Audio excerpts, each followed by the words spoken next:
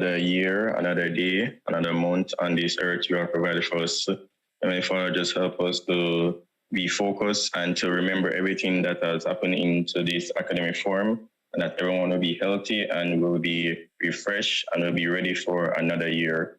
And also be help that everyone will be ready to just take on the challenges of this year, and that will always make it forward, and that will always be healthy, and that will always be looking forward towards the future. Amen.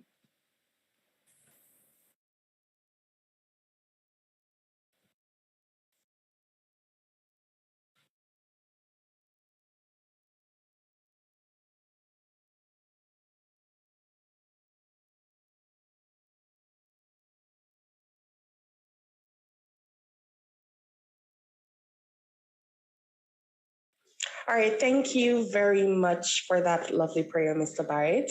So first, to start off everything, I want to just welcome everyone once again, and we'll have a short presentation pertaining, and the presentation is going to be about the SCIT committee and just some other events and initiatives that we have planned for you guys throughout the academic year. Ramona, whenever you're ready.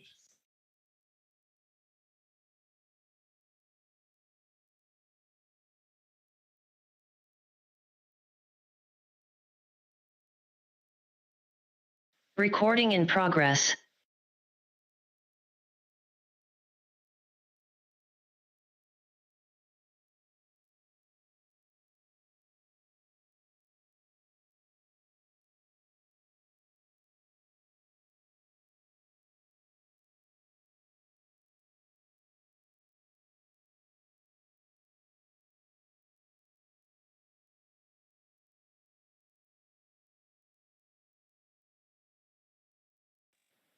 Mr. James, we're not hearing any audio.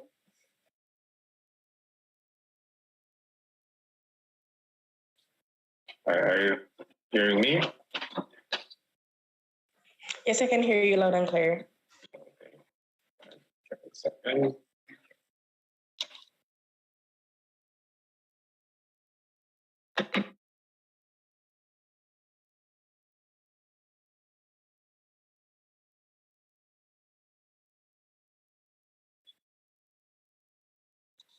Are you hearing that? Did you? Still not hearing. No, I'm not hearing.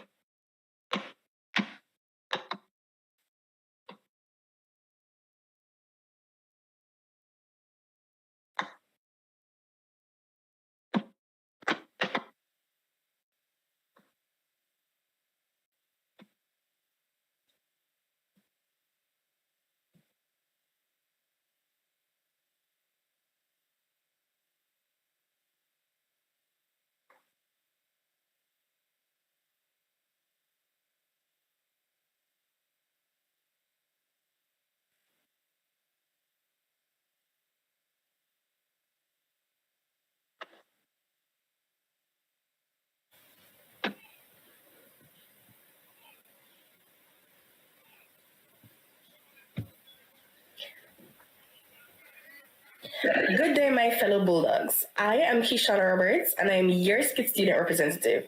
Let me just take the time out to extend a massive warm and welcome to each and every one of you for the academic year 2022 to 2023. Taking a look at the theme, the power of you unlocking your purpose and passion, I truly do hope that this is something we continue to do this year and for the upcoming years to come. My job as your representative is not only to ensure that you all have a pleasant experience, but also to ensure that you are all able to have a smooth transition throughout each semester. Welcome once more to the birthplace of greatness. And remember, everything we do it as a unit. All right, and throughout the slide, you'll be able to see some faces of the SCIT council members.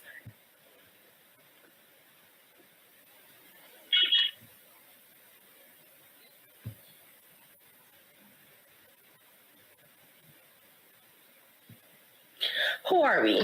The SCIT Council consists of students from first year to final year who volunteer and dedicate their time to assist students who are facing academic issues throughout all year groups.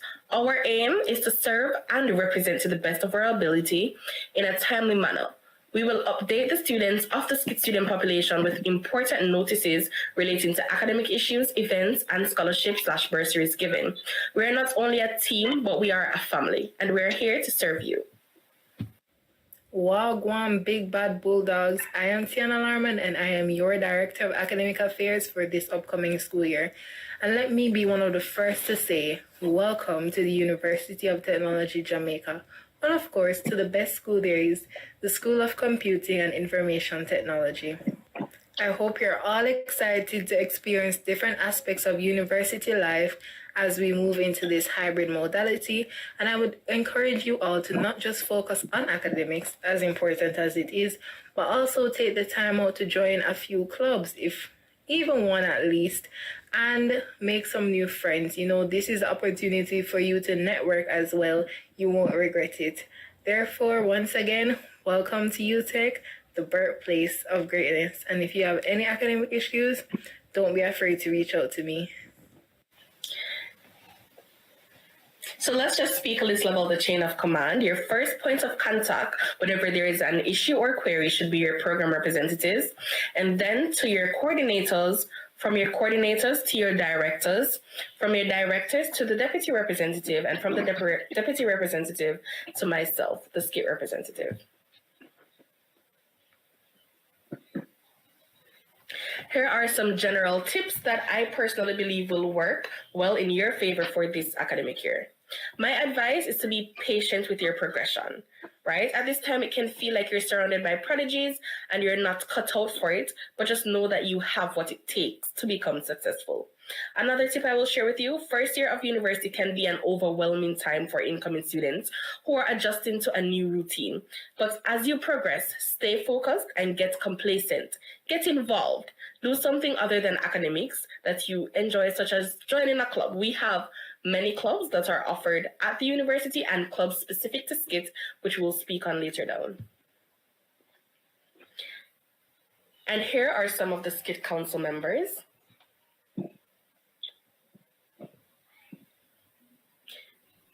Once again, the SCIT council team consists of directors, coordinators, program representatives, and myself.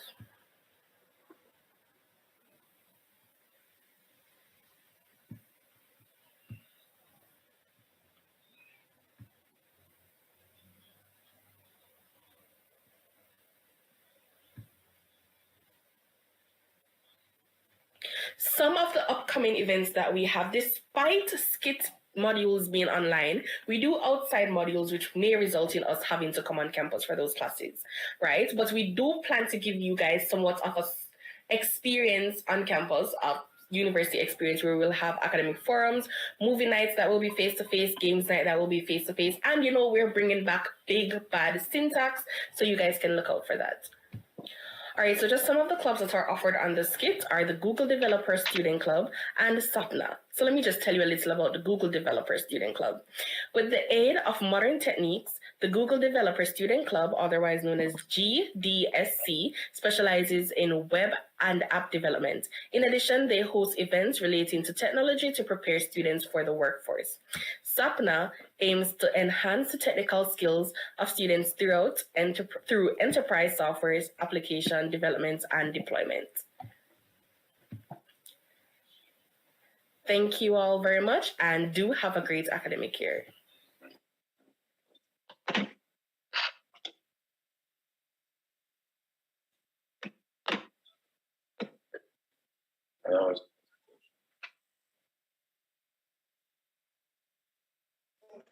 All right, thank you very much for that, Mr. James. Can someone just confirm that they're hearing me, please? Yes, we're hearing you.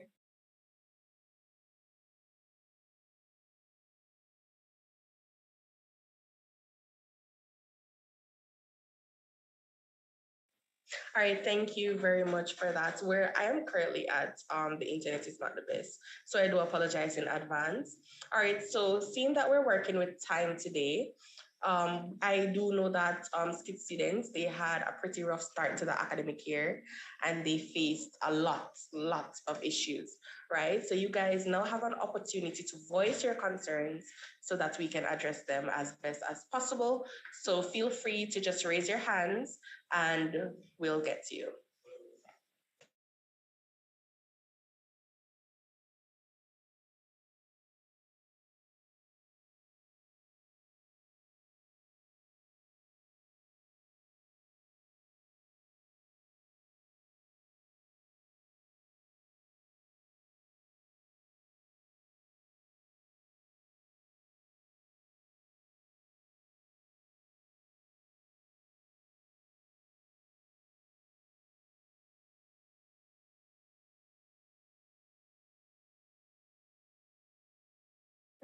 All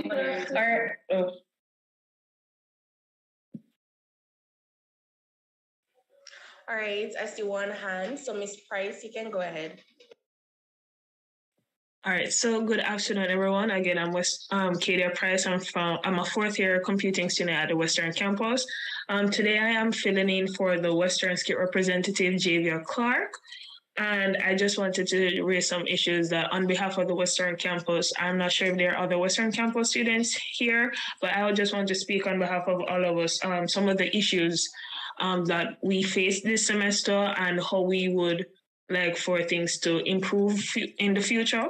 With that being said, is first of all, in terms of the face-to-face exams, it's not uncommon that, things can go wrong, especially, during exam time or just overall. So I would like to know what are the contingency plans SCIT have for Western Campus students in terms of what happens if invigilators don't reach on time and person need to go hurry up back to work. What are the contingency plans in terms of what is going to happen when papers are printed and, they're saying, hey, we have to reschedule. How are you guys going to inform the Western Campus students on time and stuff like that?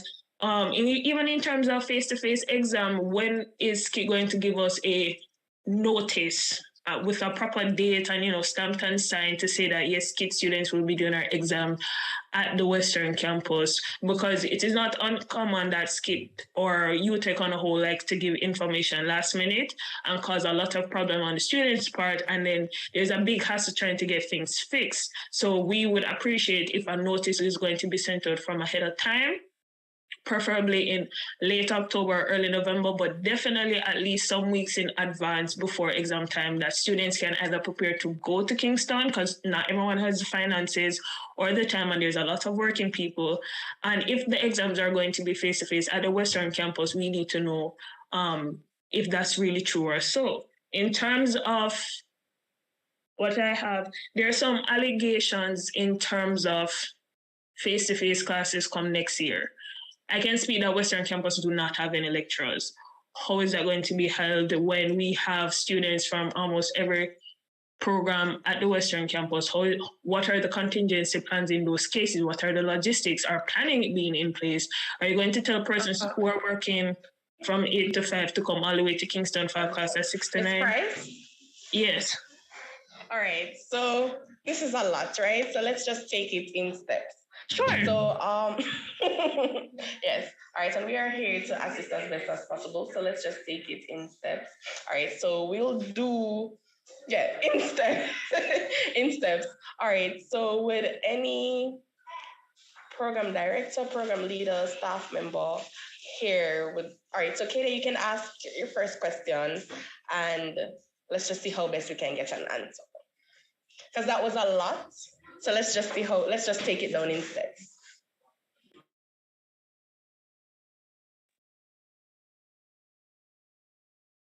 Okay, I'm here. All right, so let's start over. All right, so you can go ahead now. So the first point I have is in terms of the contingency plans. Can I interrupt, please? Please allow me to interrupt. Is somebody making notes? I am. please make notes so we can have them documented, please. Thanks. Sure. All right. So your first question, Ms. Price, you can go ahead. Yeah, the contingency plans for face-to-face exam for Western Campus students and the notice as well.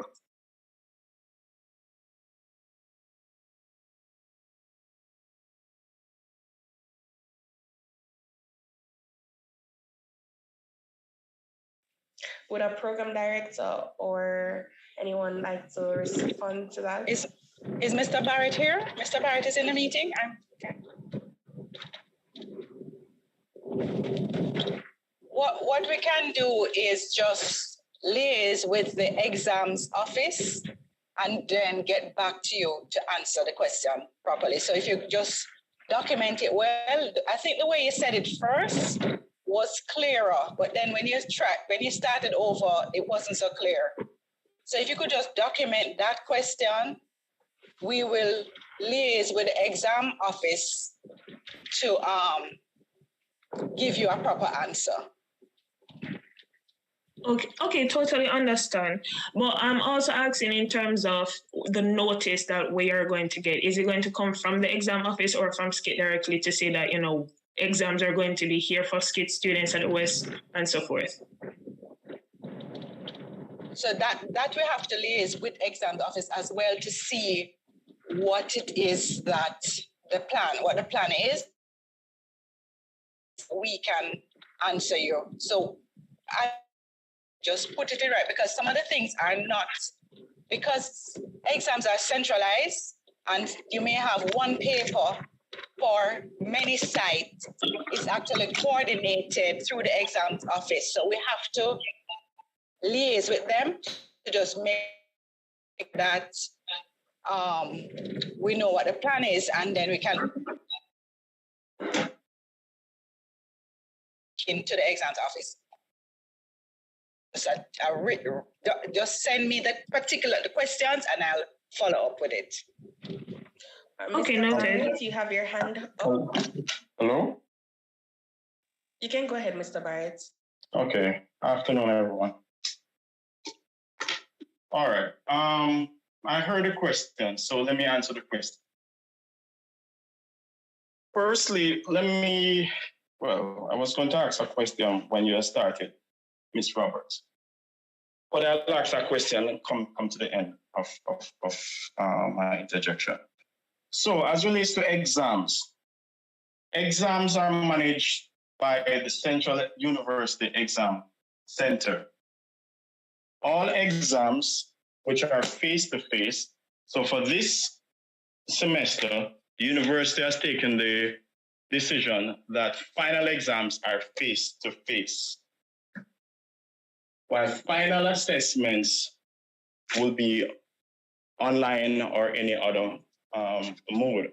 But final exams are face-to-face. So your lecturer would inform you if you have a final exam, and if you do have a final exam, that exam will be scheduled by the central exam. So let me answer the question by moving out of what we have been operating for the past 2.5 years. So go back to pre-COVID. Pre-COVID, each student attend classes face-to-face. Go to their classroom and they will have lectures, tutorial, or they go to the lab for practical. When it comes to the end of the semester, those modules that have final exam, rather than those that have coursework, the Central Examination Center would schedule those exams, and that schedule will be made known to students and the entire university, and they are also posted on the notice board, and they're also sent out. Exams would be either 9 a.m., 1 p.m., or 5 p.m. 9 a.m., 1 p.m., 5 p.m. And the student would get an exam card in advance, and you need to have that exam card in order to be accepted into the exam. Not only that, I heard the question was asked about missing exams. So, because we're moving back into the central university controlling exams. So let me go through what is the policy and practice. So you have the exam card. It will indicate which module you have. And so you looking at the schedule, know for that module, your exam is at 9 a.m. on a particular day, 1 p.m. or 5 p.m. on a particular day. The duration of the exam would be known to you also, or would be shown on the schedule. If you reach, Miss Mark, guide me, is it 15 or half an hour? I think it's half an hour or 15, one of them. Yes, half an hour. Half an hour. If the exam starts at 1 p.m. and you reach the exam later than half an hour, you are barred from the exams. You are barred. So if the exam starts at 1 and you reach there 1:45, you are barred. There's no recourse. You are barred from the exam. The only recourse for doing exam and missing an exam is if it's a medical. If it's a medical, and you'll have to get it certified, and that will have to be passed to your faculty, and it has to be passed to the medical center. That's the only. So you reaching an exam late, outside of that half an hour window, you're barred, automatically barred. You also cannot leave the exam half an hour before the end time of the exam. So let's say the exam finish at 2 p.m., you cannot leave before half an hour time before the exam is completed. Those are the policies of the university. And that's what I wanted to talk about also. The policies of the university, that students need to read their undergraduate handbook. Students need to get familiar with the policies of the university. These are regulations. These are not dependent on a program or a person. These are policies of the university. So if you reach the exam half an hour outside of the window, you're barred from the exam. Good. Next, the exam center manages all final exams. So there would have been, the lecturers would have created the exam sheet, submitted it in ample time, and that goes through a rigorous process, which involves moderation, external examiner, reviewing the paper, all of that stuff. Then the exam center gets the paper.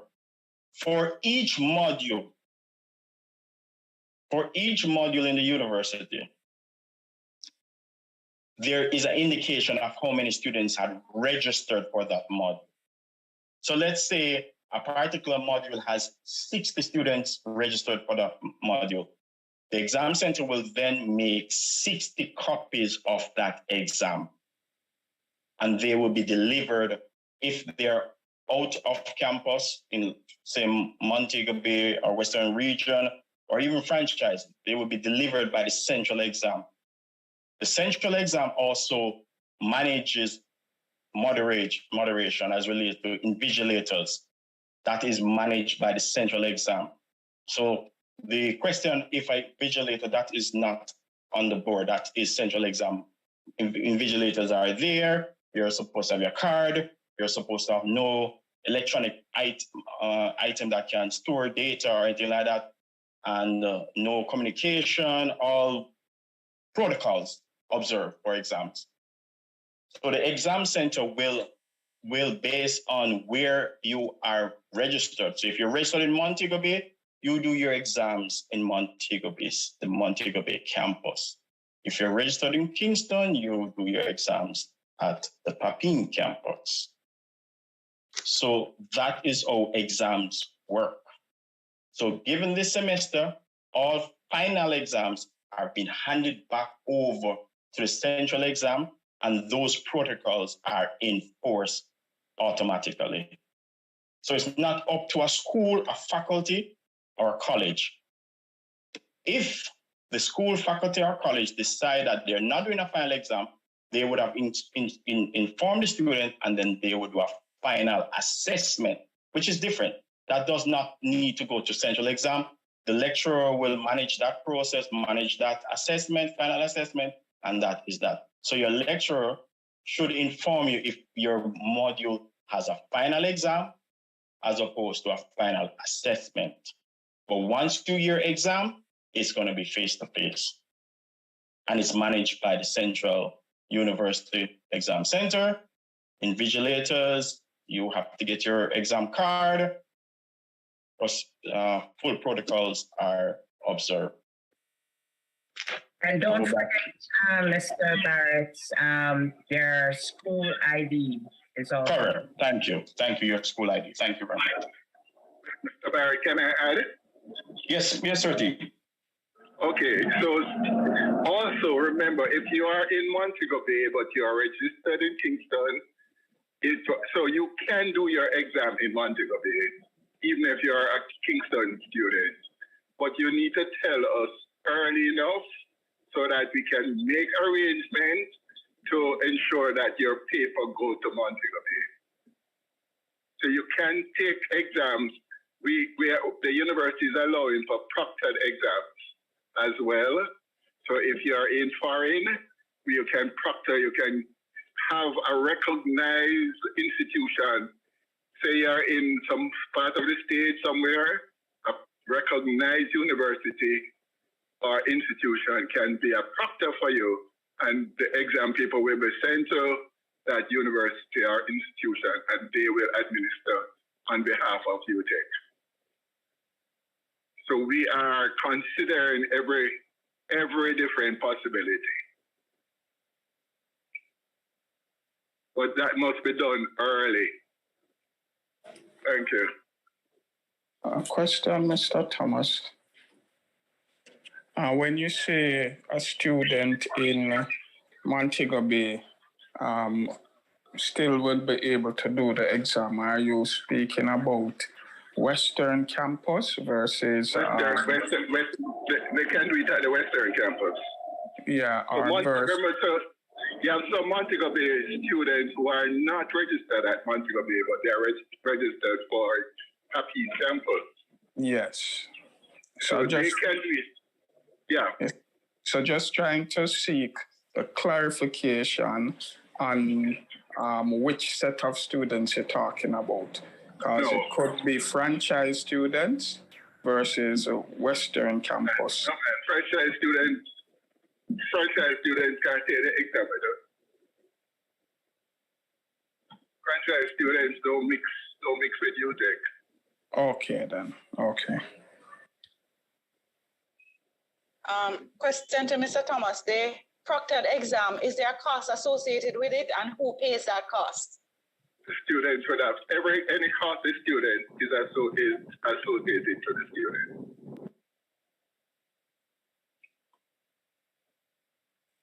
So therefore, if a student knows, that is why the president or acting president sent this out early in the year, about March. If a student has decided, let me explain. When a student is registered to the university, he or she can register as a local student or overseas student. Overseas student, the university will understand that they are going to have to use a proctored system, or as Mr. T said, a satellite environment to proctor it. For students who are registered as local, you are not seen by the university as being overseas. You're seen that you're local to Jamaica. And when those 2 weeks of exams, because let me put that out there, exams, and I'll tell you the date shortly, will be for 2 weeks in December. Those students are expected to be on site at whichever location they are registered for, as Mr. T said, Papine or Montego Bay, Dome Street or whichever one. Now, the student need to make a forward-thinking arrangement. It cannot be that the week before you say, I can't make it. The university won't take up that on themselves to say, okay, we're going to have to find you a prop. No. As Mr. T said, do that conversation. That should have been factored in when the notice came out a long time ago, from about March. And any incurred cost will be up to the student. will be up to the student. However, I hope that answers the question, because Ms. Roberts, can I borrow about 10 minutes? I just want to talk about something, but I want to know if that answers the question. Are there any follow-up questions to what was asked before?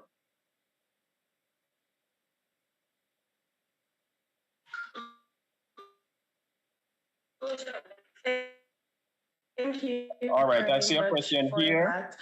Miss Price. The answer to that question. Okay, go ahead, Ms. Roberts.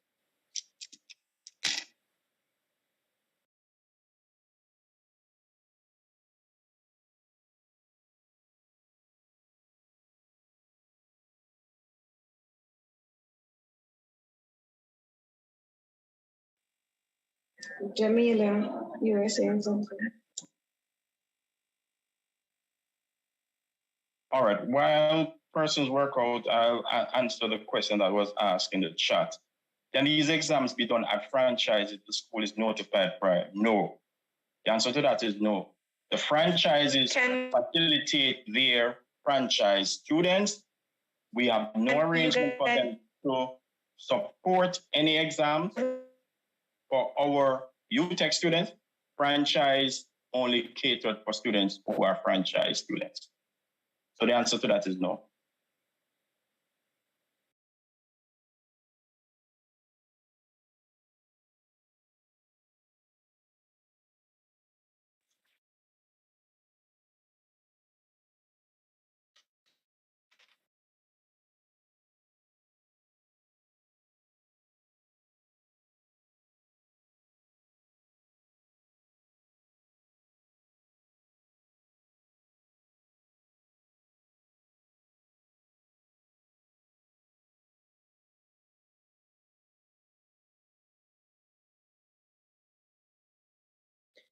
Can you guys hear me?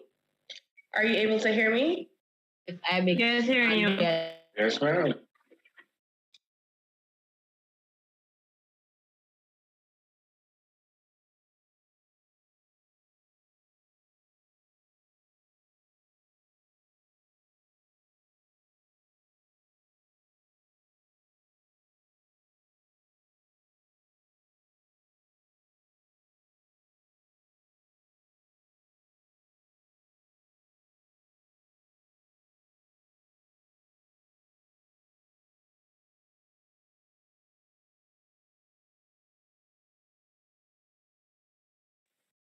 Is someone speaking? I think Ms. Roberts have some technical difficulty. All right, Yes, I do apologize for that. Can you hear me? Yes, we can hear you now. All right, so where I'm at, the internet is just acting up a bit, so I do apologize in advance. All right, Miss Price, Miss Kadia Price, do you have any more questions? Or anything else that you feel needs to be addressed? Yes, but first I just want to thank Mr. Barrett for all that clarification. It was definitely needed. So, and my other thing, it's more of a hearsay situation, so I can't speak 100% factually. However, there have been some talk around that some faculties do want to have face-to-face classes next semester, which it will be January coming, and I'm hearing that SCIT is one of them. And at the Western campus, I know that we do not have the classes for that, the labs for that, because I know labs would have to be taken into consideration for many different programs because of our size and the class size overall. And I want to know, as well as I also am aware that we don't have SCIT lecturers, or we don't have a lot to cater for actual face-to-face exam for so much programs, because yes, we might have for first year and second year students based on the modules that cater for those year groups, but I cannot say we have for third, fourth, fifth, and onwards. So I want to know if this is true, what are the plans put in place, and when are these informations going to get out, and what is actually going to happen come next semester? That's all.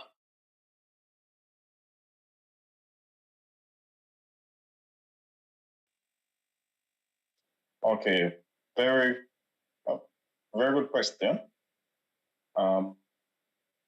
Very good question. So let me answer the question like this. The university hasn't given a position as relates to what will be the mode in SEM 2. Every school will evaluate its readiness to go face-to-face. However, let me caution us. Everywhere else has gone face-to-face. Everywhere else across the world has gone face-to-face. High schools, prep schools, kindergarten, basic schools have gone face-to-face. So it's unrealistic to believe that we're going to stay in this remote mode for perpetual. That's not the case. So each school will have to look at the preparations coming up to that time. We're just finishing going into SEM 1. So I can tell you, as SCIT, we're just settling down in SEM 1, as Ms. Roberts pointed out. Students had these different issues, concerns. We're just settling down in SEM 1. So I will not say definitively what will be the position for SEM 2. Going down further, October, end of October, November, then we can say. However, that is still superseded by the university. So the university says face-to-face, we have to then follow. So we can't say, well, you say face-to-face university, but we as a school, we want remote. That's not on the cards. The concerns as relates to modules and lectures, yes, I can appreciate those concerns. That is even one of the reasons why only 2 of the SCIT programs are really offered in Montego Bay. It's really 2. Really BSc in computing and BSc in computer information systems. So all the necessary preparations, resources, classroom, lab facility, infrastructure, modules, creating enough spaces so the Montego Bay students can select modules without having to compete, because right now we don't let them compete with the Papine campus students because that's a much larger group. So there are spaces that are reserved for Montego Bay. So all of those will be looked at going into this semester, to prepare for the next semester. But that is still dependent on the university giving clarity of the directive that it would want to go in SEM 2. The university has not given that as yet. So as soon as that is communicated and the plans are made, the students will be informed, duly informed. Okay, I understand that, and I took note. And I also just wanted to say, seeing that you said there is just mainly 2 programs, which would be the IS and computing, should it be that for the other students who are already majoring in IT majors and minors, as well as CNS, because you have students in this, should they start planning to be moving if they have more years to continue? Because I'm speaking for only 4th year, unfortunately, can't speak for the entire group. Should they start planning to do classes in Kingston? Because again, most of our sets are working people, and that has always been the issue. That is why our classes are only in the evenings, because they cannot do any classes at 5. So if it is that they have to start planning, when would those notices come out? Yes, you said that table, but if the idea is that there's only 2 programs at the Western campus, what about the other students that are already in, and the future students that are coming already thinking they can do their full 4 years at the West, but they actually only can do 2, then they have to move? Like, when are these informations going to be sent out? Because yes, it may not be a definite, but it's definitely better to at least give them some warning that these things could happen. Because a lot of students think they can just come to the Western campus, do everything online, the exams are face-to-face, smooth sailing from there. Then boom, come January, there's a new program, new setup, you actually have to move. It can be quite, tasking on the student and their families, depending on their financial situation and stuff. Duly noted, duly understand. That is quite so. I agree. So to answer your question, when I said the 2 programs, those are the BSc in computing, be it whatever major, and I think it was the IT, but I stand corrected by CERT, and the CIS. Now, a number of students you're right, a number of students, once COVID hit, opted to request to be transferred into the new, like the CNS program, Computer Network and Security. I remember having a conversation with students and saying, well, you know, X, Y, Z. We as a school will look at those cases because we don't want, as you said, we don't want that you have the intention of completing a program and then midway we revert to face-to-face. We need to facilitate somehow those students who are in the West, who are just as eagerly as those persons in Kingston, to complete their degree. And so those instances will be facilitated, looked at how best to look at it and to facilitate it. I hasten to remind students usually that two things. Your program is actually 4 to 6 years. You get to complete it, after which you can apply for extension of studentship depending on how many modules they have. We will meet and then we will give you a year, a semester, whatever time it should take you to complete those modules. And your programs are actually, the university will say that the modality was face-to-face. We only came with remote to deal with the pandemic. So we will be looking at those cases, how many of those cases, and how best to go forward. At this time, I know the MOBE challenge in terms of, as you said, lecturers, resources, because that is a challenge. I must put that out there. Even when we were in face-to-face, certain modules had a challenge in terms of we could not find a skill set for lecturers to deliver it in Montego Bay.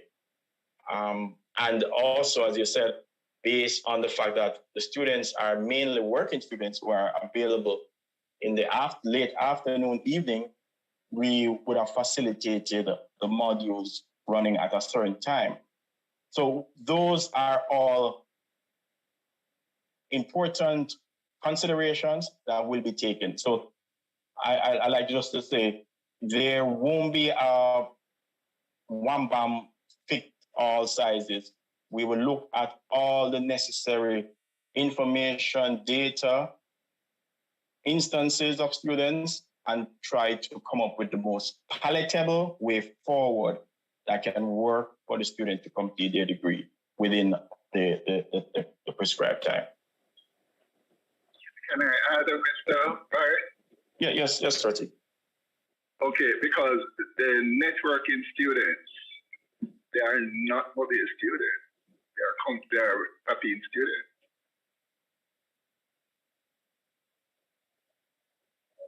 So the only students that are mobile students are students who are in CIS and students who are in the BSc computing program. All other students are Papine students. And okay, we'll talk about lecturers. The UTech, SCIT will have to find that. So if what we have done in the past, we have sent our student our lecturer down to Montego Bay to teach a class. So we will not inconvenience our students. We will inconvenience ourselves to ensure our students are taught. So they don't need to consider and be concerned about that. That's our concern. That's the lecturer's concern, the head of school concern. And I know Mr. Barrett will work it out so that everybody is satisfied. Thank you so much for all that information, because that gave me a lot of information that I needed. Okay, so to 30 point, let me just add that SCIT as a school is very student-centric. We are very student-centric. A lot of your lecturers are former students, graduates from SCIT. We're very student-centric. However, please remember we operate within policies, regulations as a university. So yes, we will facilitate as much within those regulations as much as possible.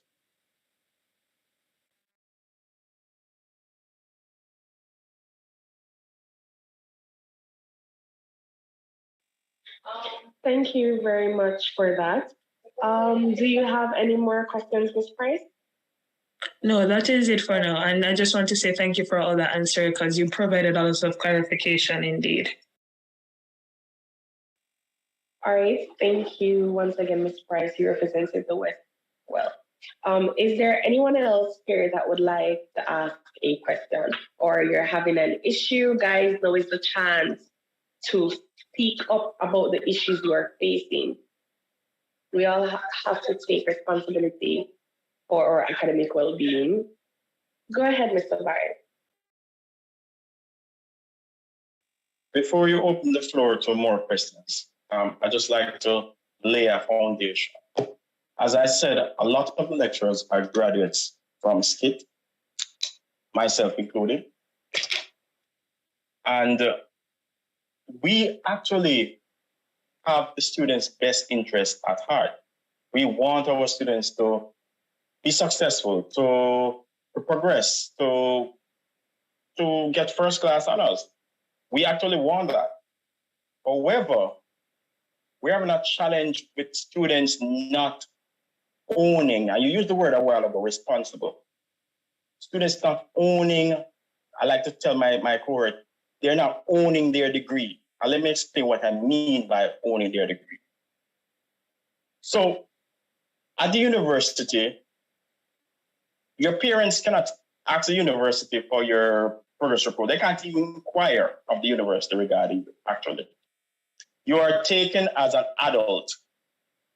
You have an ID number, and that ID number is what you use to always interact with different components or sections of the university. Students need to own their degree.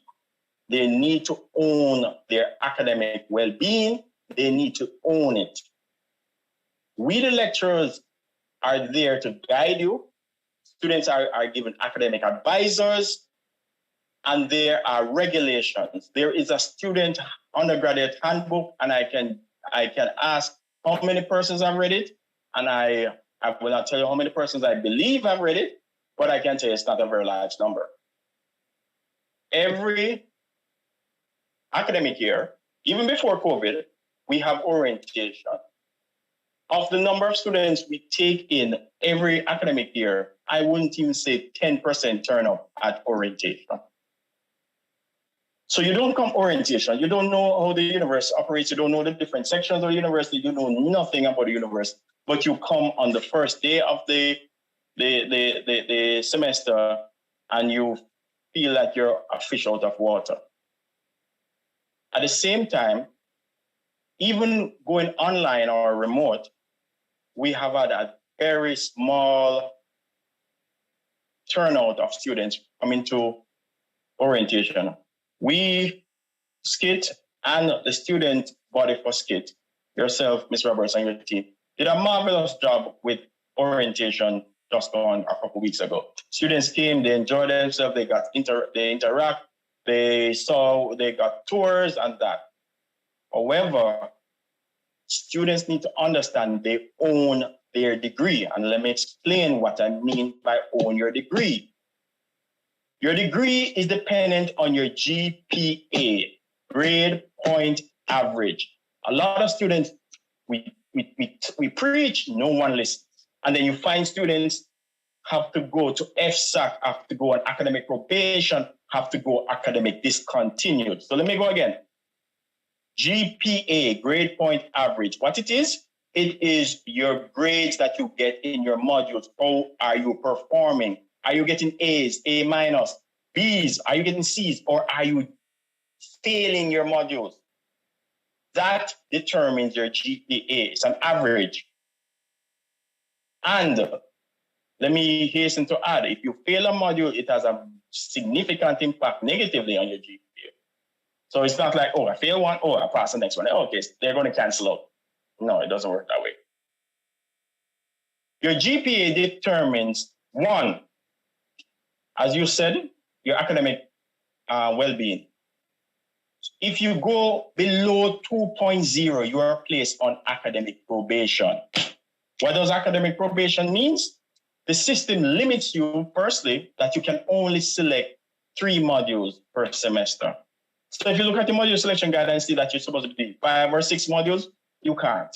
You can only choose 3 modules per semester because the university is saying you are shaky. You seem to have an issue trying to manage 5 or 6 modules. We think you should just manage 3 and focus on those 3 and get a good grade. That's what the university is actually saying. So you're limited to only selecting 3 modules. If you stay on academic probation beyond a certain point, once you're placed on it, you are on it and then another follow-up year on it, you are now placed on academic discontinued. What is academic discontinued? Academic discontinued is where university is saying, I don't really think this thing is cutting out for you, I don't think so. You need to take yourself away from the university for 2 years, after which time you may reapply to your program. So if you're in the BSc in computing and you end up on academic probation, you do not take it serious, you do not contact your advisor, because honestly, a lecturer has about 50 to 60 to 70 different advisees. You don't expect each lecturer is going to call up each advisee and, how are you doing? How are you performing? You have any challenges? No. It is on you. The onus is on you to reach out to your academic advisor and say, hey, sir, hey, miss, I'm having a challenge. My GPA is a bit shaky. What would you recommend? Which modules would you recommend I do next semester? How do you recommend I proceed? So let's say you did not take it serious and you're now on an academic discontinued. You cannot continue in the program. That's not a program decision. That's not a university decision where you have to remove yourself from the program for 2 years before you may reapply. Your GPA also determines the degree that you get. Yes, it does. So when you finish the 4 or 6 years... Mr. Barrett, yeah? May I interrupt? No, remember that after they have been discontinued from the program, they can't come back into the program. Once you have been discontinued from a program, you cannot re-enter that program. You sit out a year and then apply to a new program. Okay, thank you. Okay. Thank you. Thanks for that correction. So when it comes to your GPA, your performance over the period determines the degree that you get. So there are 4 classifications of degree. You have a first class, upper second, lower second, and the pass. And based on your GPA, you will be awarded which of those 4 classifications. So of course, our first class is much higher GPA, followed by upper second, followed by a lower second, and definitely then the pass. To the point where maybe you are not very peculiar about what degree you get, you just want a degree, or it doesn't matter if you get a pass or whatever, or lower second. Actually, when you're ready to apply, if you so desire to apply for your master's, your GPA comes back into the picture in terms of what GPA you had completed your bachelor's with. So what I'm saying, your GPA is a very important KPI, key performance indicator of how well you are doing in your program. Please do not lose sight of your GPA. Go on the portal, check your GPA every semester to see if you're doing as well as you believe you're doing or as well as you would want to do. And please have a conversation with your advisor. Reach out to your advisor. Say, I just want to talk and find out how best or which module to select. Use the necessary facilities that are there. And so what I'm just saying is that you have to own that process. You have to own the process. It's your degree. You have to own the process. No one else can own it for you.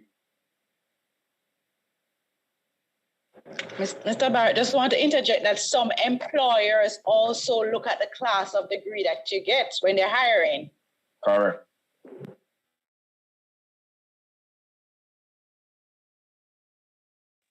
Quite so. So if I have 5 persons apply for a job, 3 of them have first class and 2 have passes.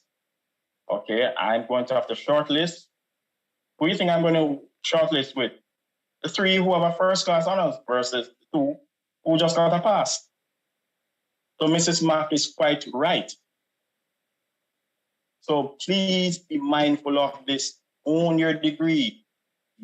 Get familiar with your student's handbook. Talk with your advisors. Attend classes, because a number of students do not attend classes, especially in this remote setting. They don't come class, but they want the recording. And you give them the recording, and they become collectors of recordings, like how you can become collector of artwork and sculpture. So they collect recordings, but they don't ever go through the recording. And when the assessment is coming up, they are trying to do what would have been maybe 5-6 weeks of work over a weekend. And then you see the level or quality of work in their resulting grade. So that's why I'm saying we all need, as students, need to own our degree. We need to own our degree because it's yours. It's yours. It will have your name on it to be your pride and joy. I have achieved this. So please do your best. Try your best. If you're having challenges, speak to your advisor. We have counselors at the university. We have many different intervention mechanisms. Please, but we won't know unless you say something, unless you reach out. So please be very proactive, be very responsible about your degree. That's all I want to add.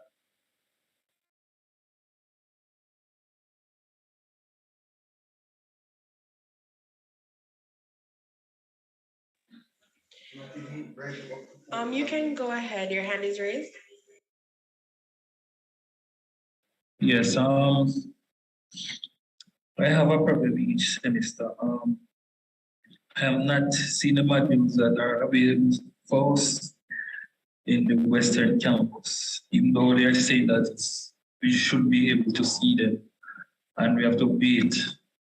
For example, this semester I was not progressing until after school started. First week was already done. And then to select modules now is another week. So I have been pushed back. And when we enter these classrooms, we are not able to, they don't wait on us. Whatever they have, you have to just try to catch up along with the assignments that is assigned. It's a lot for persons who have to work, especially.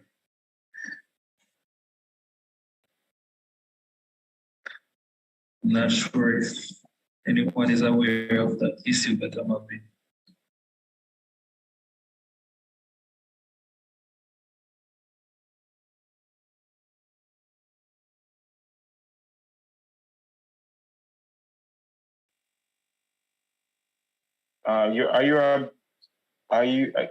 Is your program the BSc in computing?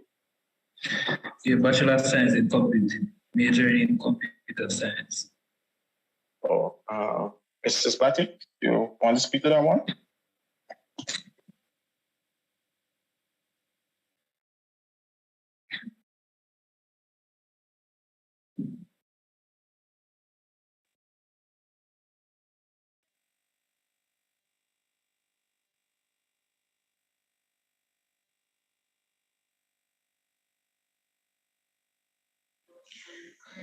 Mrs. Batik, if you're speaking, I'm not hearing you.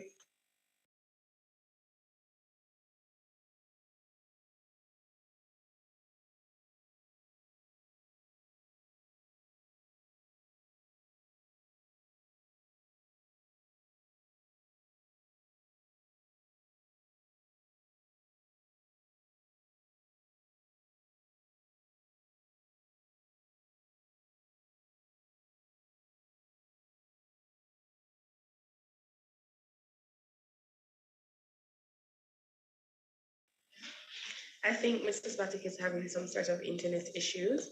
Kamali Powell, you have a question? Yes, I have it's more of a concern.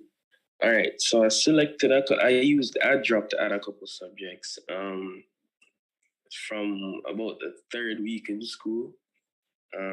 It says they were approved, and I am not seeing the subjects on Moodle. Now, I'm not sure if there's something to do on my end, so I reached out to my rep and she said I should send a letter, an email to admissions and enrollment. I did, and I haven't received any follow-up on that. Also, still not seeing the modules on Moodle. And just wondering if there's something I need to do, because it's getting pretty late in the semester and I still have to catch up on those modules.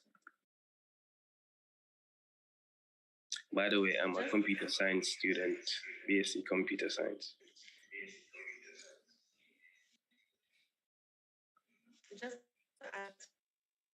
All right, it seems Mrs. Batik is having a challenge with her mic. A drop from one.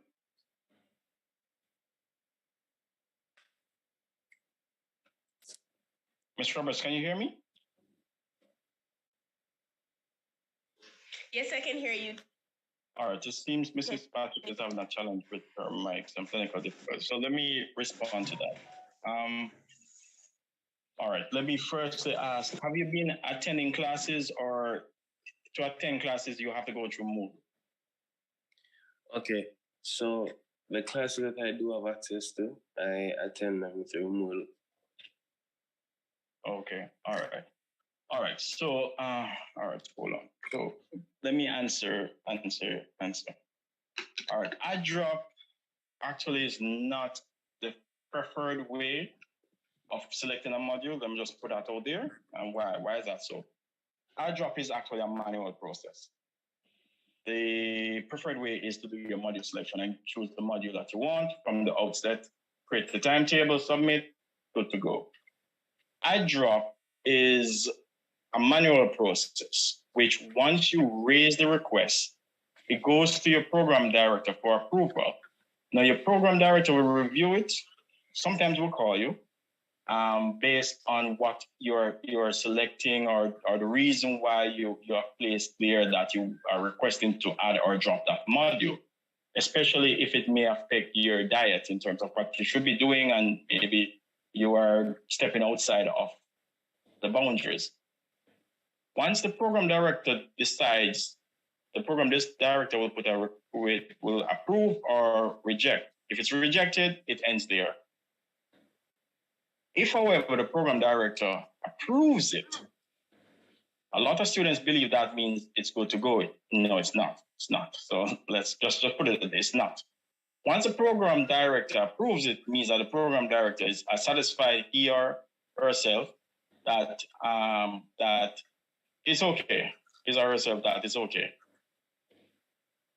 Once that is done, it goes to admissions. Now, when it goes to admissions, that is where it's now manually done. Now, first question admissions will check, is there any space in that module? Because if there's no space, there's no way to add the module to your timetable. So it dies a natural death there. Second question, if there is space in the module, which occurrence has space? Of the occurrences that have space, will that occurrence, when it's attempted to be placed on your timetable, will it cause a clash? If it is going to cause a clash, it dies a natural death there. So doing an add drop doesn't mean the drop will work. I can tell you that. That's almost a given. But the add is dependent on a number of things. One, the approval of the program director. Two, when it comes to admissions, are there spaces in the module? Next, those occurrences that have space, will it cause a clash? If it will cause a clash on your timetable, it won't be added. So at any point during its natural deaths, if it comes to that, do we get notified or is just ends there, as you put it? I believe, Sorty, guide me on this. I believe admissions would put a notation in the request. Yeah, admission send a notification. On the ad drop request or? Yeah. Admission will tell you if it was approved or denied. If it happened or denied. So they would change the approved marking to denied if it dies? Yeah. Okay, so if I'm still seeing it approved, or how long do I wait or hold out hope for this update? Okay, what's happening now? Remember that the university has reopened for selection. So a job cannot happen during this time. Yeah, but this was done before. So is it that they're going to process the ones that were in queue before, or they're cutting off all previous and continuing requests? No, they can't process during the 21st to the 23rd. So it would be on hold until. So I would say to you, go ahead now and try it at the module. Have you tried adding the module now? So what are you saying? I can go on now and the ad drop would be open even though I selected modules previously? No, I remember that university has reopened the option to select. I was not aware of that. I thought it was for people who have not selected at all. I didn't know that people who have selected already could try again or could continue. Yeah, you should try again. All right, sir. Thank you for that. I will try. But to guide you, and then he cancels the ad drop. But to guide you, this is what I would want all SCIT students to do. You are advised of the date of registration. What I guide my students to do is have a game plan. You look at your module selection guide, you know what modules you would want to do during the semester. So you say, okay, these are the 5 modules I want to do this semester.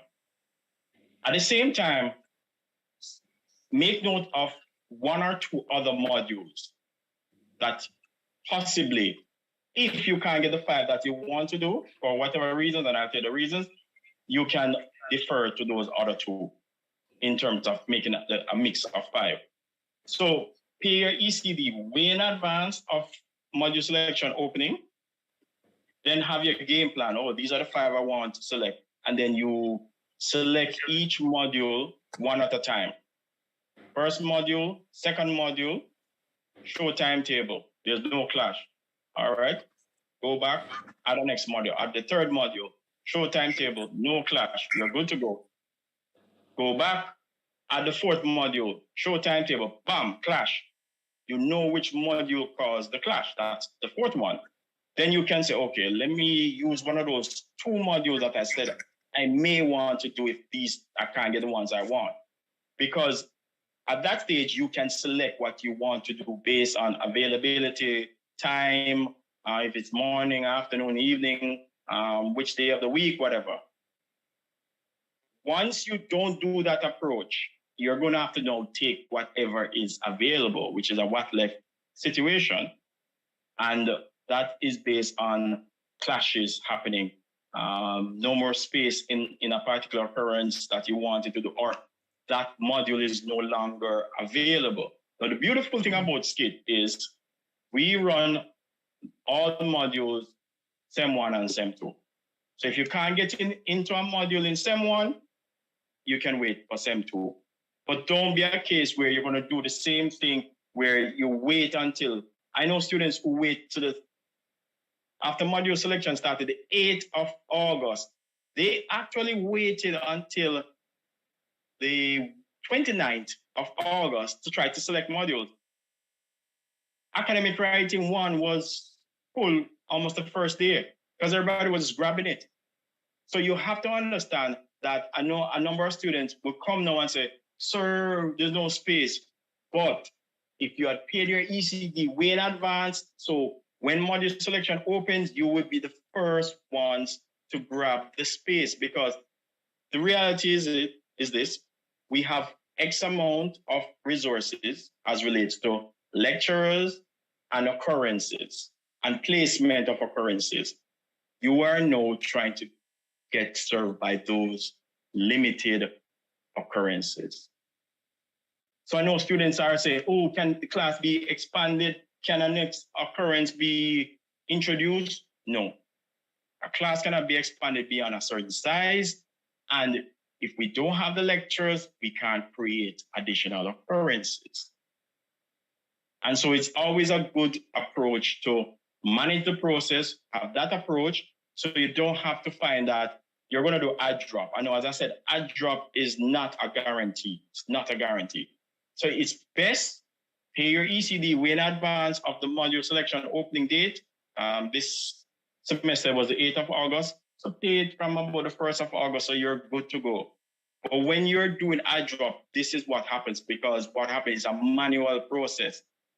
And that's the challenge, because admission serves the entire university. So you can just imagine how many requests are hitting them.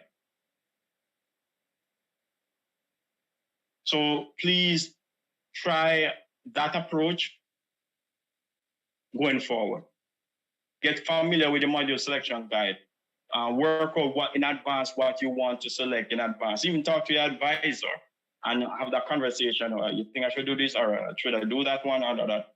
Because some modules may be heavy lifting and you may be not Arnold Schwarzenegger, so you can't lift those two heavy modules at the same time. So maybe you want to do one this semester and the other one the following semester. So it's an approach. It's managing the process.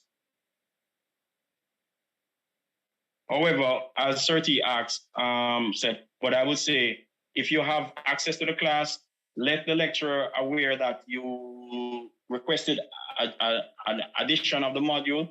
However, you will continue attending classes until you're certain if you're in it, because you don't want to now say, okay, I don't see it on my timetable, so I'm not going. And then it pops up on your timetable, and now you're going to, after how many weeks, saying to the lecturer, oh, you know, I just decided to turn up because it just came up on my timetable. So please try to manage the process as much as possible. Over to you, Ms. Roberts.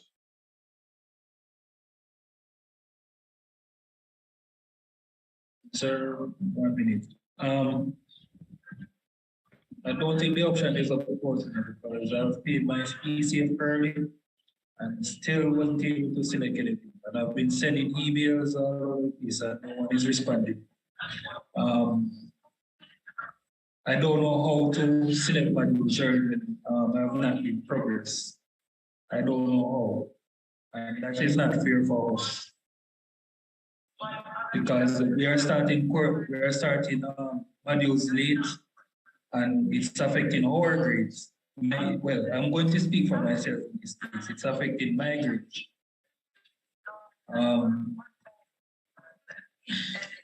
It's just not fair. Every semester is another problem.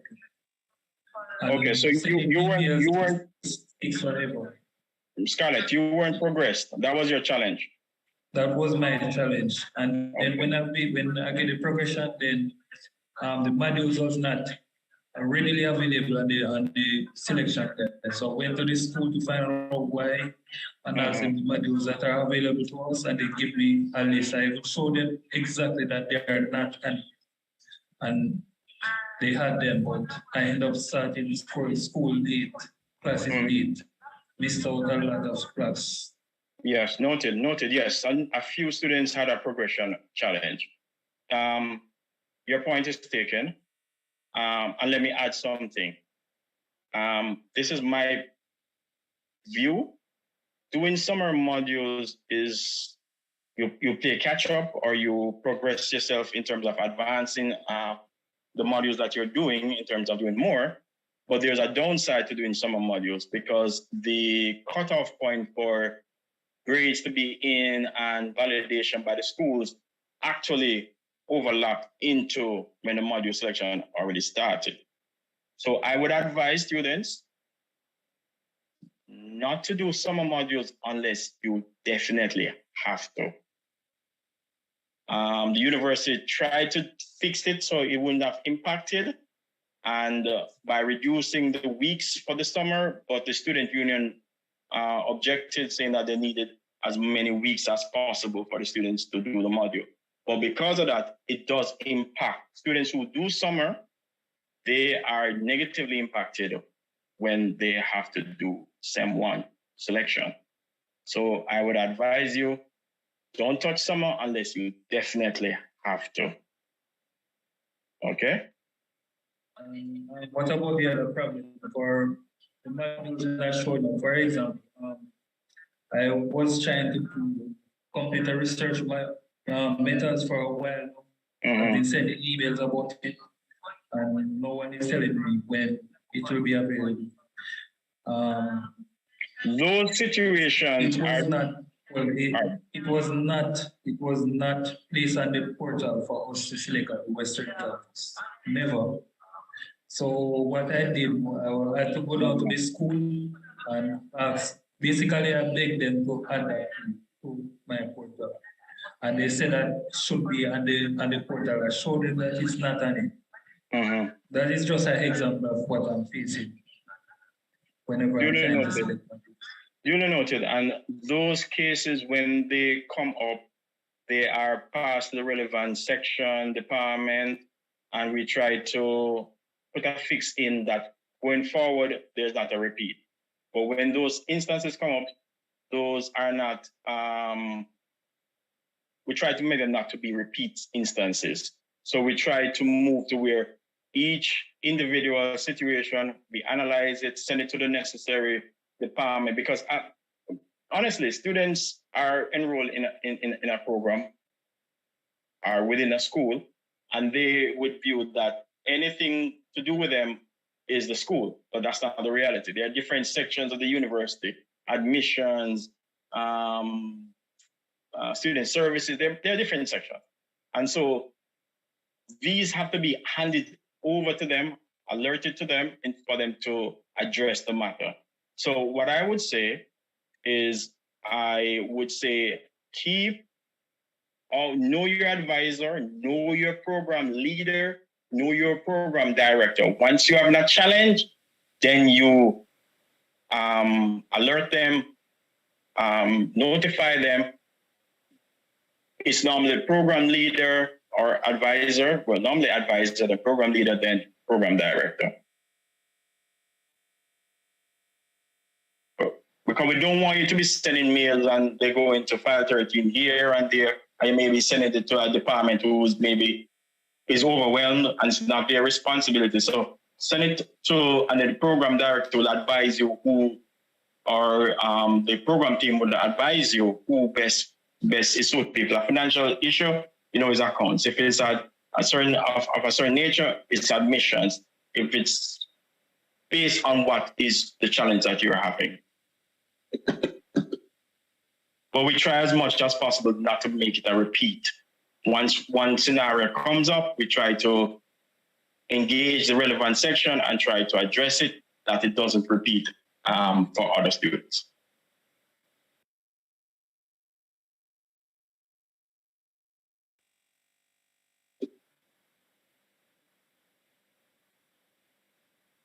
However, you're okay now, Scarlett. How many modules are you selected? I was only able to select 4 because everything else is flashing. Okay. So I was not able to select any more. I was trying to do more, but it's not possible. All right. You're in which year? 4th year or 3rd year? No, 5th year. 5th year. All right. Yeah. You can do me a favor and reach out to your advisor or your program leader. Your program leader is Mrs. Michelle Marsh. Just, have a conversation with your advisor or alert her that you're in the Western campus. The chance that you had before you selected 4 modules. Now, going forward, you would want to select these modules come next semester. So at least that conversation can start to take place. I thought that would be because they normally send out a form and say that, for example, they give a list of modules and say which one I want to do for the semester, and I will put what I wanted to do, but it's not always showing up that they're available. So I'm not sure if that will, but I will definitely speak with them. Okay, no problem. Over to you, Ms. Roberts.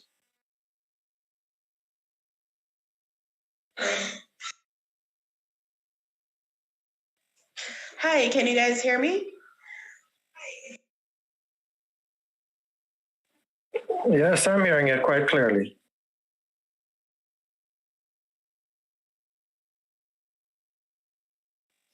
All right, Camrys, do you have a question? Yes, I do. Good afternoon. I have two questions, I believe. The first one is regarding part-time lecturers, tutors, just part-time teachers overall. I am currently in a class where my part-time tutor does not have access to Moodle, meaning that we are not seeing the current week's content until some of the class has already passed. And we also have no access to the recordings because he cannot log in to show us them. So because he has no login to Moodle, they're not showing up under his video section. What is being done to get part-time teachers onto Moodle so that students have easier access to them? That's my first question.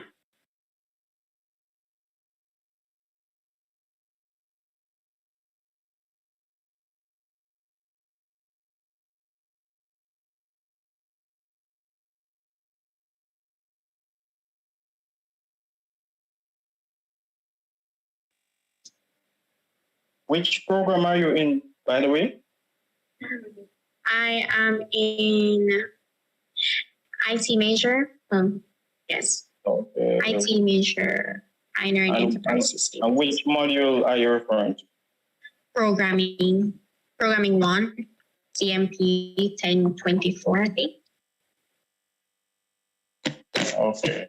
Specifically, my tutorial and lab class. Okay, all right. Can you reach out to your program director? And we will follow up on that with the module coordinator as relates to that challenge with the part-time lecturer. Can I interject? Yeah, yes, definitely. The lecturer sends all the resources to all the lecturers every week. So your lecturer has the resources. So he has the worksheet, he has the lecture notes, he has all the resources.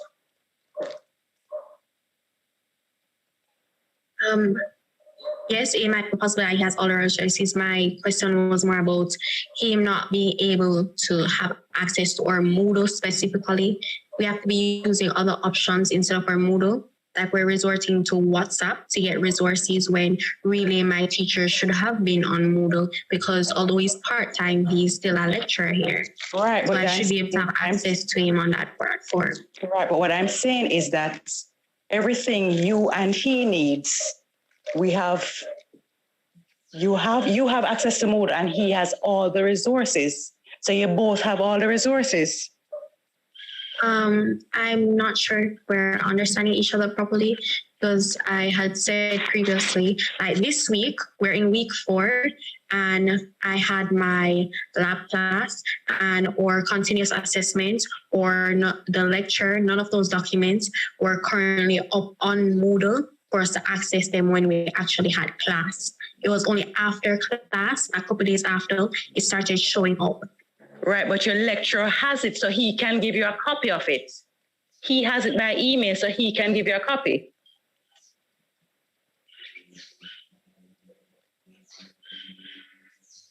Are you understanding? Yes, I can understand. I was referring to the Moodle platform because I just mean that we have to go out of our way to access these stuff when he should have access to it. That is all I'm saying. Right, but I'm saying that everything that you both need, you both have.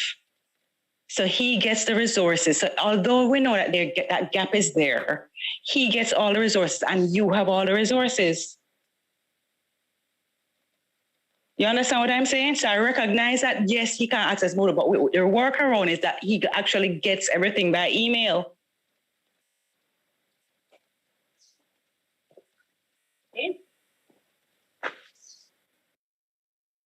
Okay, understandable. My next question was regarding exemptions from modules. It's not something that I'm not sure about it, which is why I want to ask, because I've heard people saying that if you get exempted from a module using your CAPE grades, CSET grades, whichever one it is, you get an automatic C for the module.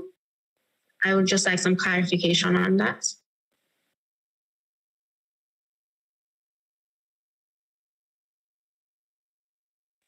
Can I answer that one? Okay. You do not get, what you get is there is no C. You don't get a letter grade if you get exempted from a module. Okay, all that you get is the number of credits. So you don't get a letter grade for it. Okay, thank you. It doesn't pull down your GPA or anything like that. Okay, thank you.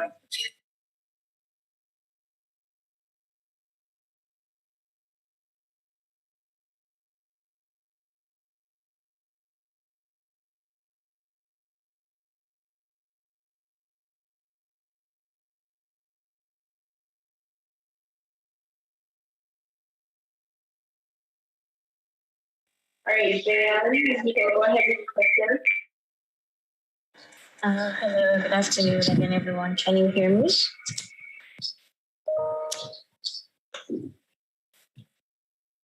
Can anyone hear me? I'm hearing it clearly. Oh, okay. So my issue was I had selected my modules and I was going through the enrollment process. However, I'm not seeing them being reflected on my portal. I'm seeing them on my timetable, but I'm not seeing the modules themselves.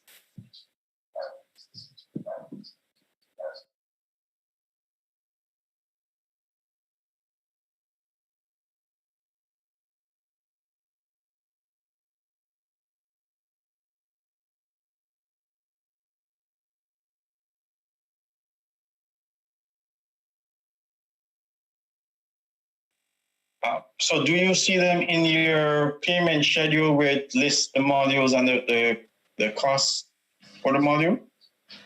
So I see a total for the semester, but I'm not seeing the modules at all there. And I'm not seeing them on the, what would you call it, provision of results. I'm not seeing them there either. You know, where there would be a placeholder there for them throughout the semester. I'm not seeing any of that. The only reason I know I am enrolled is because I can access them on Moodle and I'm seeing them on my timetable.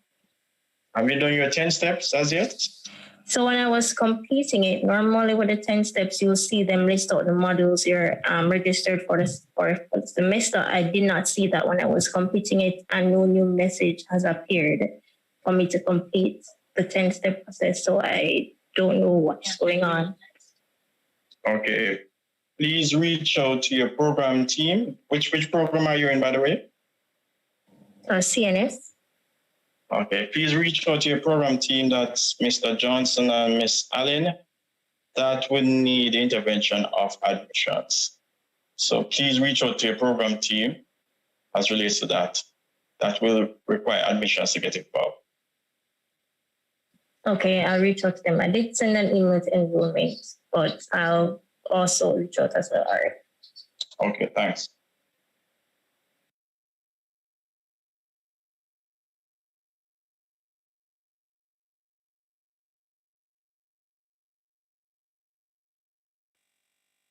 Over to you, Madam Chair, Ms. Roberts.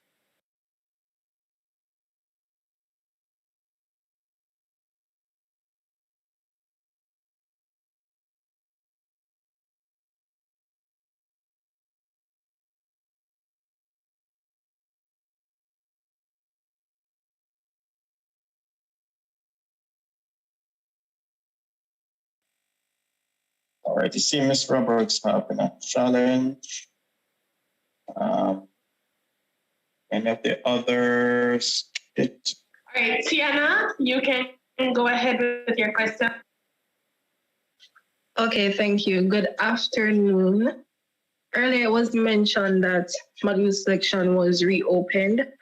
However, I would just like to seek some confirmation on behalf of some students that if you selected modules already, you will not see the link again. That is the case, right?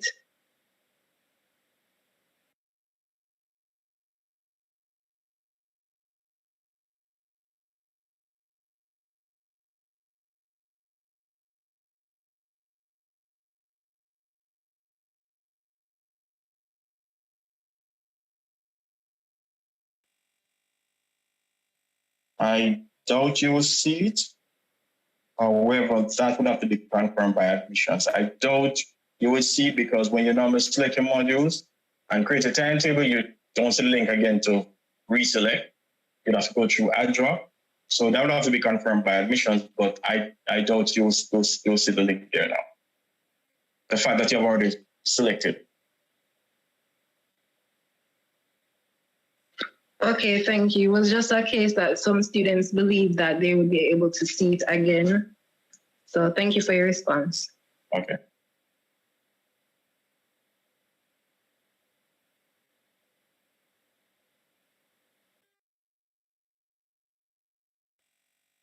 To note, the advisory I saw spoke to module selection being extended until tomorrow. I noticed I did not see anything that spoke to add and drop. So to the question that I see in the chat, I don't remember seeing anything regarding add and drop. So that's to answer the question that was in the chat about. Ms. Roberts, over to you.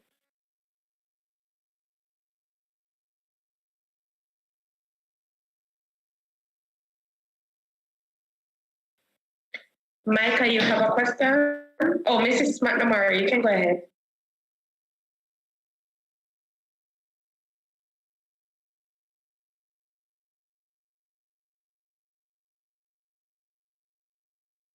Mrs. McNamara, you can go ahead. My hand should not be raised. Forgive me, please. Sorry about that. Okay, no problem. No problem. Micah Brown, you can go ahead. Yeah, good afternoon. I'm not sure if this was spoken about already, but I have an issue where I'm doing summer school and I take a while to get processed. Well, I have two questions. This is one of them. For me, I always pay my ECF on time, or even way before. You take even owe me money. So I pay way before when I'm doing summer school, and when it's time to get processed, it takes a very long time. So naturally, the selection was open from the 8th, I think, and I got to select the week before school. And I had to it took me like 4 hours to get everything from Stop Flashing. And I couldn't choose as much subject as I wanted to because everything was full. And yeah, so I had that issue. So that's my first question. So yeah.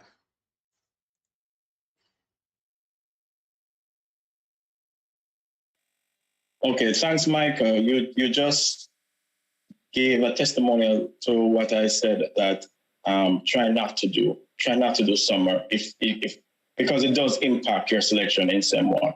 Because the cutoff for summer as relates to grades being entered, validated, all that actually overlaps into the period of module selection. So that is what happens. So my advice to you, as I just said before, unless it is vitally important that you need to do summer, do not touch summer.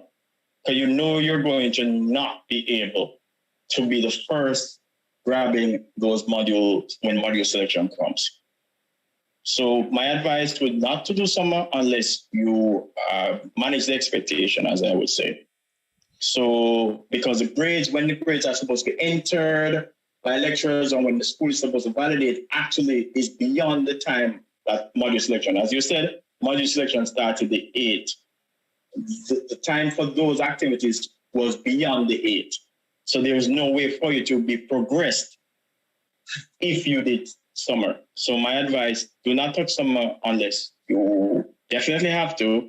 And if you definitely have to, manage your expectations.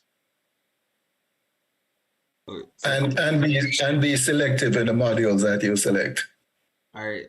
Thank you so much. Another question is that one of my classmates, so her academic advisor is on leave, so she wanted to have a query and then she got a response that she's on leave.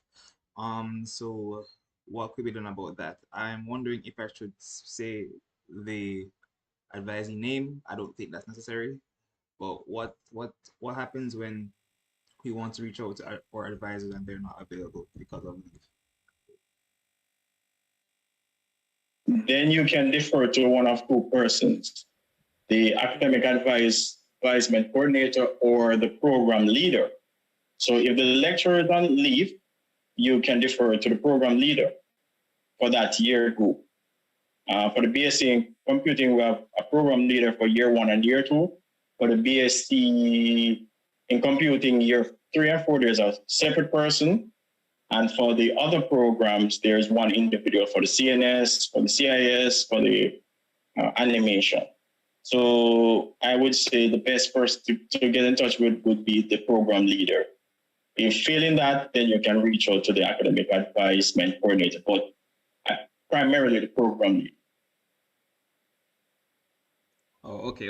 And one more, will a job ever be open again? Like for right now, would it be open? Do you have any idea? I don't know, but I would not think so because remember, going through iDrop is manual. We're in week 4, we're closing off week 4. You can just imagine you do iDrop and it's manual, and maybe it's not added to your timetable to week 6. That's a recipe for disaster. So I very much doubt it will be reopened.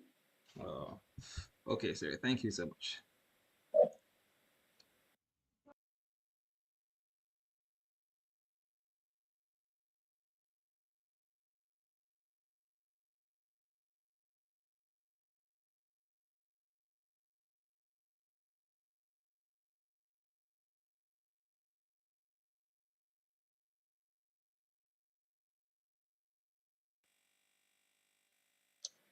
Ms. Roberts is still there? Kamali Powell.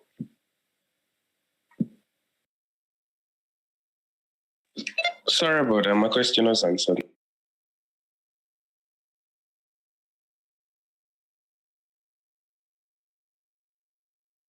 Okay, Romano James, you have a question?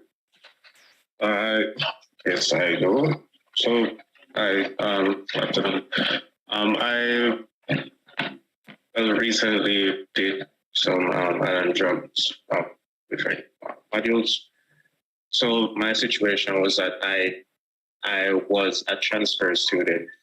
I was a franchise student, which transferred to the UT, to the main campus here in Pakistan. And most of the modules that I did as a franchise student were applicable to my current program. So I transferred credits. So I requested for the credit, the modules that I did already to be dropped because when I was registering, I just registered for the modules that were on my module selection guide. Some of them I did already. So I requested for 3 to be dropped, but there's a 4th that I would like to be dropped. But the limit for the amount of modules that are supposed to be dropped is 3. So I was wondering if something could be done about that 4th module because I have grades and the modules and the credits have already been transferred for that module. I'm currently at a roadblock.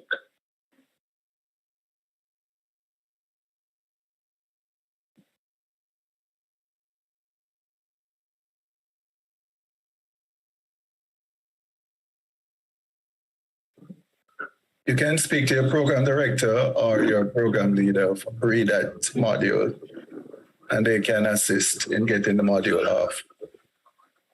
Okay, so the modules that I requested to be added in place of the 4 modules that are requested to be dropped. No, we can only assist with the module to be dropped. The module to be added. You have done your job? Yes, sir. Okay, so the program director and program they can assist in getting the module off. Okay. Okay. All right, sir. Thank you.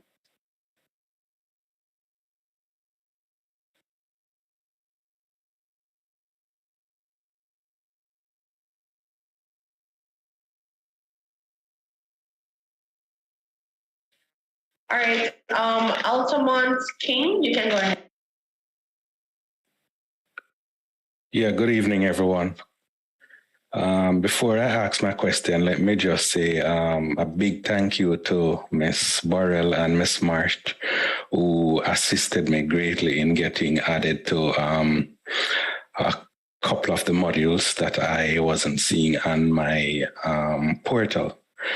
So the first question that I want to ask, in terms of accommodation for the late entry student like myself who recently got added to the modules, right? I know would have been about 4 weeks in. And when you look at, for example, research methodology, right? Almost every week you have an assignment due. So for persons who joined that class late, then you know they would have automatically 3 out by 3 assignment. And based on how the class is structured, each piece of work is dependent on the other. So you have to get them all. If you miss one, then you fall into a big problem. So I want to know if there is any accommodation for those late students that will be considered. The next question would have, in terms of the timetable issue, I'm not sure if this was raised. I noticed for the Western Campus students, including myself, we are not seeing anything on the portal that we can select. We have to literally reaching out to lecturers, reaching out to the Papine campus, searching for the relevant persons who can assist us. And it's just very confusing and stressful to be going through all of that issues just to select a module. I mean, I am a sponsored student and I requested a cost letter, right? I used the email that they asked me to use. I filled the form that they asked me to fill out. And after a month, I send them an email and I say, hey, what's up today? What's the status on this? I am going to get back a response like, dear student, I'm sorry, but something on the form wasn't filled out properly. I mean, there's absolutely no communication, and forgive me if I'm sounding a bit emotional, but it's my money and I'm not going to waste it. So I want to know how these issues going to be resolved for the Western Campus students.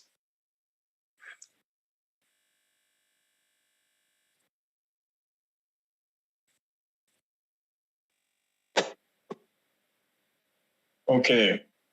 To your point, that's Altamont? Yes. That's you? Okay. So I like what you said. It's your money, it's your degree.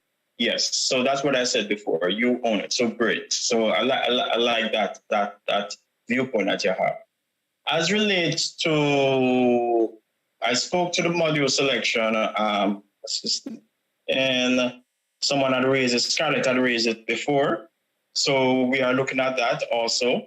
I know Mrs. Gorbatic had looked at it, and that's why a number of modules were placed on your timetable.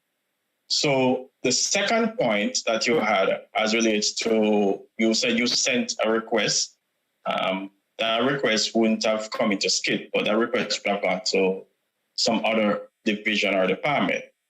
So I know that there is an assistant registrar in the Western campus, but there are persons there because the school doesn't have any representative there. Actually, we don't have anybody on the ground there. But there are other persons who are there. When last have you gone into the office and speak with anyone so far? No. Well, basically, I am Western Campus, and they have given us email that we were supposed to use for different. So that's the same email you're talking about that you didn't get any response. After a month, I check on the status, and I was told that I did something improperly on the form, which when I revisit the form, that wasn't the case. I just resubmit back the same form, and they are telling me that I have to wait 5 days now after a month. Well, I apologize for that. I apologize for that. The timeline, as you said, was not in keeping with your expectation. But nonetheless, it's a process. We need to improve on it. I must put that out there. Once these things are flagged, we try our best to improve on them. They don't reoccur. So I apologize for that. And going forward, any request that you may feel that is taken unduly long, you could always bring to the attention of your program team, just to say, I made this request, I'm a part of your program, though it's not you will be serving me, but I'm just making you aware of it. Understand what I'm saying? Point noted.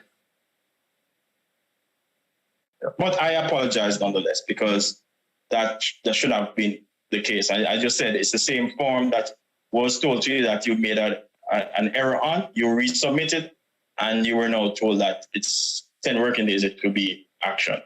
So I apologize for that.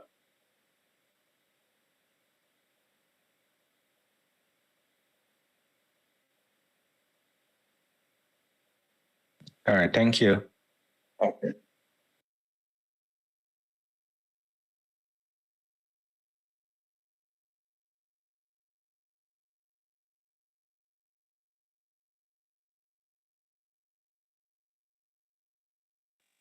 All right, Ms. Roberts, over to you. Any further questions?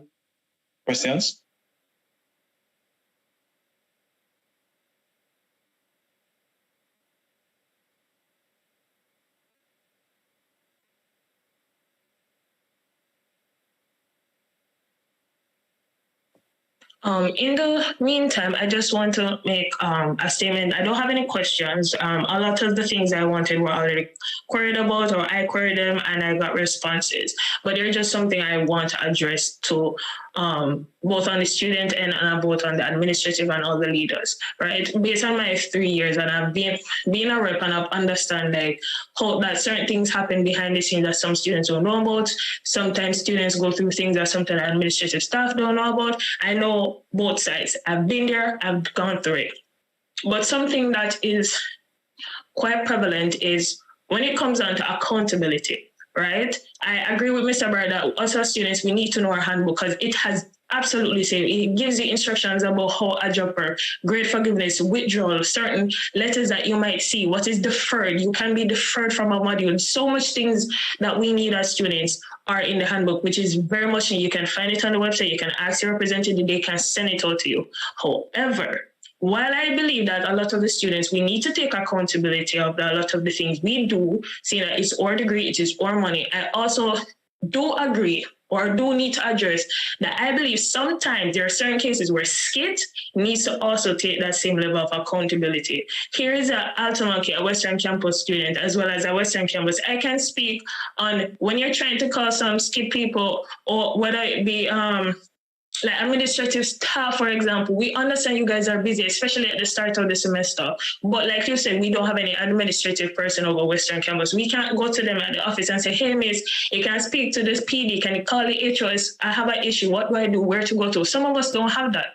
So you can't expect us to come to Papine to get that the same way Papine students can. So our only means of communication is calling. You're calling Monday, Tuesday, Wednesday, Thursday, Friday, no answer. You're calling within a respectable time.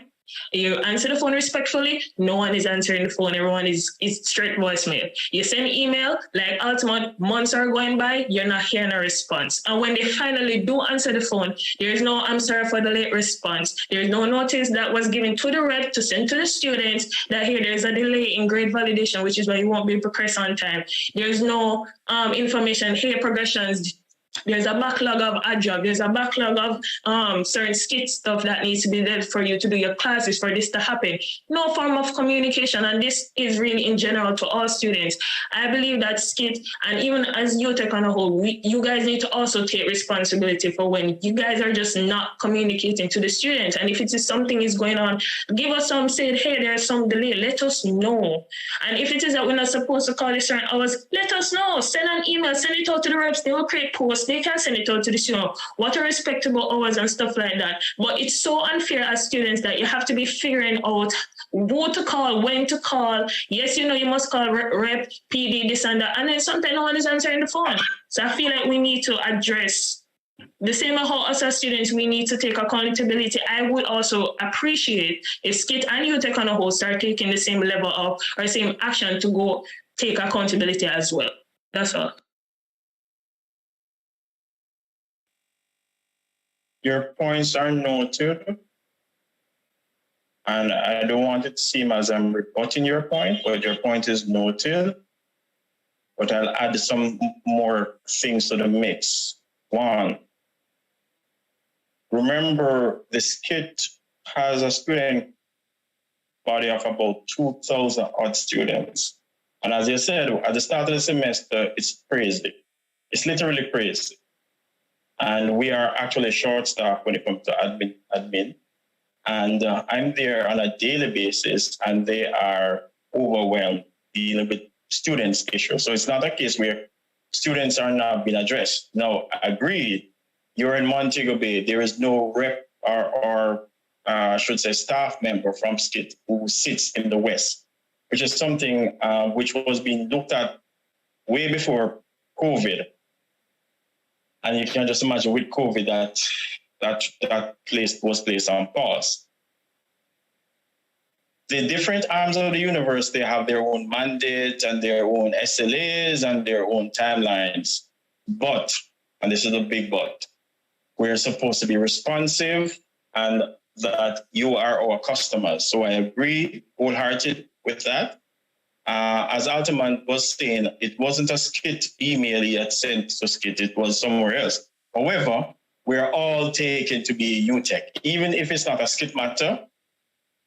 From the student side, it's UTech. Even if it's admissions, if it's scheduling, if it's finance, it's just, we just ran as UTech. So I do agree in terms of the response and the responsiveness. And it's something that we are working on improving with the limited resources we do have. So let me put that out there.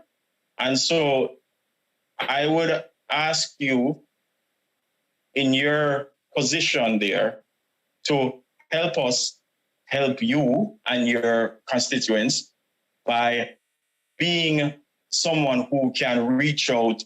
I know Kishana has her WhatsApp group, and she would reach out to the PDs. She can get to the PDs very easily. I mean, she can get to me very easily, and she can get to Miss Mark, Miss Batik, any of the PDs, any of the lecturers easily.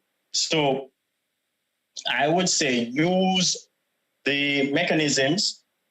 Our lecturers are very much open. Yes, you have to stay within hours. I mean, work is within a time. I have students trying to come in a weekend, which is a no. So I do admit we need to improve on it, but it is a conversation that we're working together. And such things like this academic forum is one of the rung of where we reach the top. We will reach the top. So having these conversations, you can talk openly, bring your grosses to the fore and that. However, I hasten to add, because you pointed out something. We will not be telling you, oh, modules have not been validated because that information is shared. The university send that out. No, what happened is that maybe the students don't understand what validation means, or how will it impact, or will it impact progression. So we will, as much as possible, communicate and share the information as related.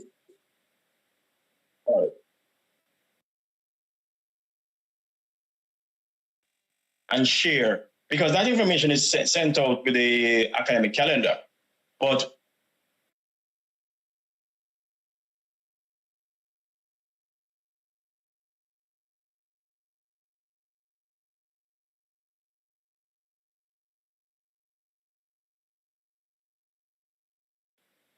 on the way process, and I ask you to be one of the person who will champion that process. So the SCIT body, as relates to the student body, has open contact with. Sir, you just we went out for like a good 20 seconds. So could you repeat that? Oh, sorry about that. So what I'm saying, that the SCIT student body, through Kishana, through our directors, can reach out to the lecturers, reach out to the program directors, reach out to the program leaders. So please do that. Ms. Price, yes, reach out. Bring it to the fore. If you have a concern, if one of your constituents have a concern, bring it to the fore. That's how we're going to fix it. So I do agree, and I give you my commitment that we as a team, because we are here to assist the entire SCIT body as related to students. We want to see you graduate. We want to see you get the best GPA possible. And so I admit that the communication must improve, and going forward, we will work together to make sure that it does improve. And especially with the Western side, yes, that has come up for attention. We will be looking at that. And so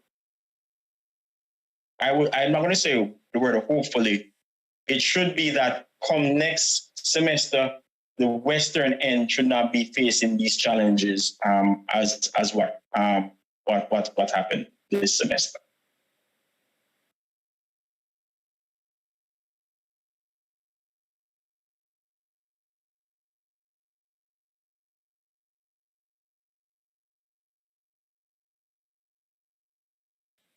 All right, so let me just thank everyone for taking the time out to be here today. It is greatly appreciated. To all staff members, program directors, program leaders, and students, I really do hope that this session was very informative and you received the responses, desirable responses to your issues, questions, or concerns.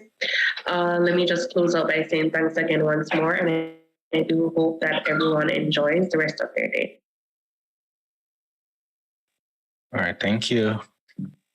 Thank you very much, and thanks again for hosting us, and thanks for encouraging the dialogue.